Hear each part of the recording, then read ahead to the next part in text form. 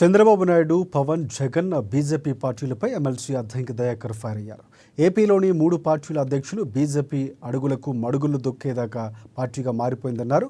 ఇక బీజేపీ అధికారంలోకి రావడానికి వాళ్ళు సానుకూలంగా ఉన్నట్లు కనిపిస్తుందన్నారు అద్దంకి దయాకర్. ఇక ఏపీలో నష్టం జరిగిన పట్టించుకునే వారు లేరని అన్నారు. బీజేపీకి చావు దెబ్బ కొట్టే రోజులు దగ్గరలో ఉన్నాయంటూ హెచ్చరించారు అద్దంకి దయాకర్. డీలిమిటేషన్తో సౌత్కు నష్టం జరుగుతుందని చెప్పి అన్ని పార్టీలు అంటుంటే కూటమి పార్టీలన్నీ కూడా కూడబలుకుని ఇలాంటి కుట్రలు చేస్తే తెలుగు ప్రజలే కాదు దక్షిణాది రాష్ట్రాల ప్రజలందరూ కూడా బీజేపీని పాతాళంలోకి తొక్కడం ఖాయం. ఇక్కడ ఉన్న సొంటకాయ బీజేపీ నాయకులు మాట్లాడుతున్న తీరు చూస్తే ఒక రకంగా ఎంత అవగాహన లేని పరమానంద శిష్యులుగా కనబడతారు.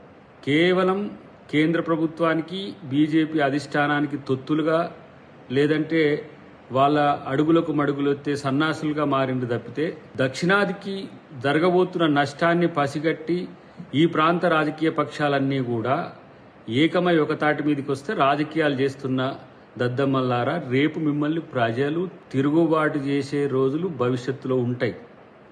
మీకొచ్చిన సీట్లు ఇక్కడ ప్రజలేసిన ఓట్లతోనే వచ్చిందనే విషయాన్ని గుర్తుపెట్టుకుంటే మంచిది. ఇష్టానుసారంగా మాట్లాడుతున్నారు ఎంపీలు, మంత్రులు, ఇతరత్ర బీజేపీ. ఈ ముగ్గురు కూడా బీజేపీ అడుగులకు మడుగులొత్తే పార్టీలుగానే మారిపోయిన పరిస్థితి ఉన్నది. రేపు ఆంధ్రప్రదేశ్కి నష్టం జరిగితే వాళ్ళకేం పట్టి లేదు.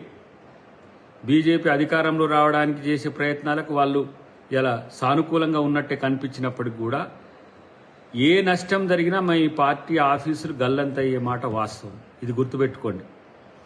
జనగణన చేయకపోతే కూల్గా ఉంటుండ్రు, ఇవాళ మహిళా రిజర్వేషన్ బిల్లు కాకపోతే కూల్గా ఉంటుండ్రు, డీలిమిటేషన్